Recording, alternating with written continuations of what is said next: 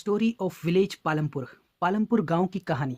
इस कहानी का पर्पस आपको प्रोडक्शन से संबंधित कुछ बेसिक कॉन्सेप्ट्स को समझाना है। पालमपुर गांव के ज़्यादातर लोग खेती करते हैं। हालांकि खेती के साथ साथ ये सारे लोग मैन्युफैक्चरिंग, डेयरी, ट्रांसपोर्टेशन ऐसे भी काम करते हैं। अब इन सभी प्रोडक्शन एक्टिविटीज़ के लिए बहुत सारे रिसोर्सेज की ज़रूरत होती है। कुछ नेचुरल रिसोर्स, कुछ मैनमेड रिसोर्स, कुछ ह्यूमन एफर्ट्स, पैसा एक्सेट्रा। जैसे इस कहानी को हम पढ़ लेंगे हमें समझ में आएगी ये चीज़ कि कैसे बहुत सारी चीज़ों का production with the help of resources किया जा सकता है। Palampur is well connected with its neighbouring villages such as Raiganj. Raiganj जो कि एक बड़ा विलेज है, पालमपुर से सिर्फ 3 किलोमीटर दूर है। पालमपुर के लोग अपने बैलगाड़ियों में गुड़ यानी कि जागरी वगैरह भरकर इस गांव में जाकर बेच आते हैं। वो और भी कई सारी चीज़ें बेचते हैं, जो कुछ भी वो प्रोड्यूस करते हैं।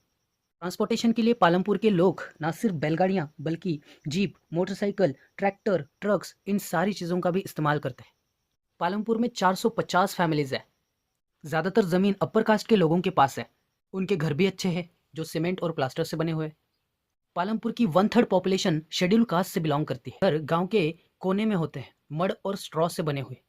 ध्यान देने योग्य बात यह है कि इनके घर अपर कास्ट के लोगों की तरह सीमेंट, प्लास्टर और ब्रिक्स के नहीं बने हुए। ज़्यादातर घरों में बिजली अवेलेबल है। खेतों में भी इनको इलेक्ट्रिसिटी मिलती है। खेतों में जो ट्यूबवेल्स है वो ज़्यादातर इलेक्ट्रिसिटी पर डिपेंड है। पालमपुर गांव में 2 प्राइमरी स्कूल्स है और एक हाई स्कूल भी है। एक गवर्नमेंट हॉस्पिटल भी है। अब तक के डिस्क्रिप्शन से हमें पता चलता है कि पालमपुर में roads, transportation, electricity, irrigation, school, health centre इनका एक वेल डेवलप्ड सिस्टम है। पालमपुर की कहानी से हमें गांव में जो भी अलग अलग प्रकार की प्रोडक्शन एक्टिविटीज़ होती है उसका पता चलता है। पालमपुर के ज़्यादातर लोग खेती करते हैं और जो बचे हुए लोग हैं वो स्मॉल स्केल मैन्युफैक्चरिंग, ट्रांसपोर्टेशन, कुछ लोगों की किराना शॉप्स वगैरह है। अब हम प्रोडक्शन के बारे में और जानकारी लेंगे। Organisation of production. The aim of production is to produce the goods and services that we want. देखो, प्रोडक्शन के लिए 4 चीज़ों का होना बहुत ज़रूरी है। वो 4 चीज़ें हैं land, labour, physical capital and human capital. So the first requirement is land. Along with land, we will need water, minerals, for etc. The second requirement is labor. काम करने के लिए लोग चाहिए होंगे. Third requirement is physical capital. Physical capital में हमें चाहिए होंगे tools, machines, buildings, etc. साथ ही साथ जनरेटर्स, टर्बाइंस, कंप्यूटर्स, इन सबको हम फिक्स्ड कैपिटल भी बोल सकते हैं। इसके बाद हमें चाहिए होगी वर्किंग कैपिटल।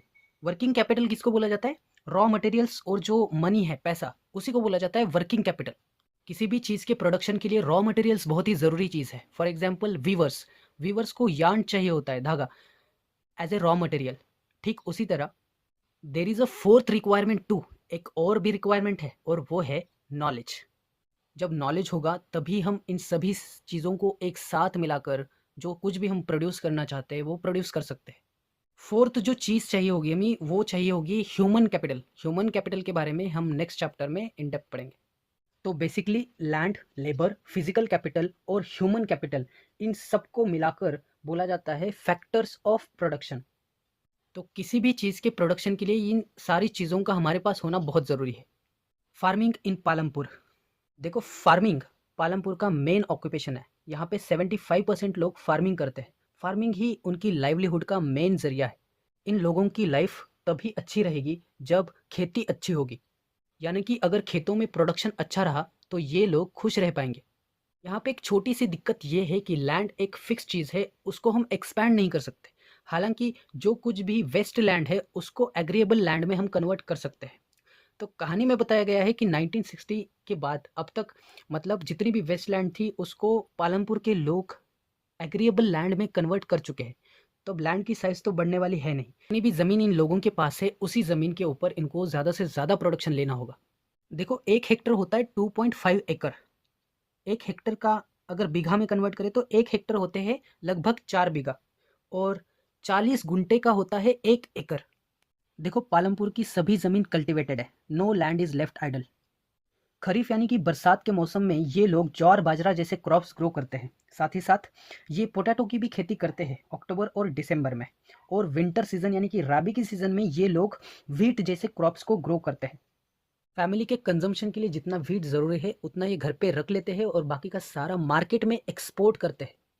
इस गांव के कुछ लोग शुगर केन यानी कि गन्ने की भी खेती करते हैं। Why the villagers of Palampur are able to grow 3 different crop in a year? There is a reason behind that. कि पालमपुर के लोग एक साल में 3 अलग-अलग क्रॉप्स की खेती क्यों कर पाते हैं? इसकी वजह है कि इनका इरिगेशन सिस्टम बहुत स्ट्रांग है। गांव में खेतों में भी इलेक्ट्रिसिटी कनेक्शन अवेलेबल है।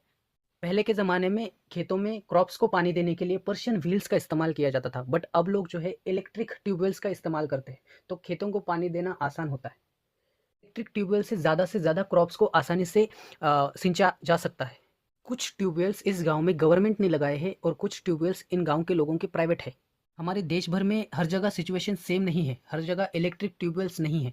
बहुत सारी जगह ऐसी है जो कि पानी के लिए पूरी तरह बारिश के ऊपर डिपेंड है। डेक्कन प्लेटो का एग्जांपल ले लो। डेक्कन प्लेटो में ज़्यादातर ज़मीन जो है वहाँ पे इरिगेशन सिस्टम इतना स्ट्रांग नहीं है, तो क्रॉप्स को जितना भी पानी मिलेगा वो बारिश की वजह से मिलेगा। अगर बारिशें अच्छी नहीं रही तो क्रॉप्स को पानी नहीं मिल पाएगा और ऐसी हालत में प्रोडक्शन जो है वो अच्छा नहीं होगा। देखो, एक साल में अगर एक क्रॉप से ज़्यादा क्रॉप हम ग्रो कर पा रहे तो उसको बोला जाता है multiple cropping system. Is there a way one can grow more from the same land? Yes, definitely. एक तरीका है multiple cropping with the help. Multiple cropping एक ऐसा तरीका है जिससे हम सेम प्लॉट पे ज़्यादा प्रोडक्शन ले सकते हैं। दूसरा तरीका है ज़्यादा प्रोडक्शन हासिल करने का, वो है modern farming techniques. With the help of modern farming techniques we can grow more. खेतों में अगर हम मॉडर्न फार्मिंग टेक्निक्स का इस्तेमाल कर रहे हैं तो हम ज़्यादा प्रोडक्शन ले पाएंगे। मॉडर्न फार्मिंग टेक्निक्स में हम हाई यील्डिंग वैरायटी सीड्स का इस्तेमाल कर सकते हैं, but high yielding variety seeds के साथ दिक्कत यह है कि उनको ज़्यादा पानी चाहिए होगा, उनको केमिकल फर्टिलाइजर्स चाहिए होंगे और उनके लिए केमिकल पेस्टिसाइड्स भी चाहिए होंगे।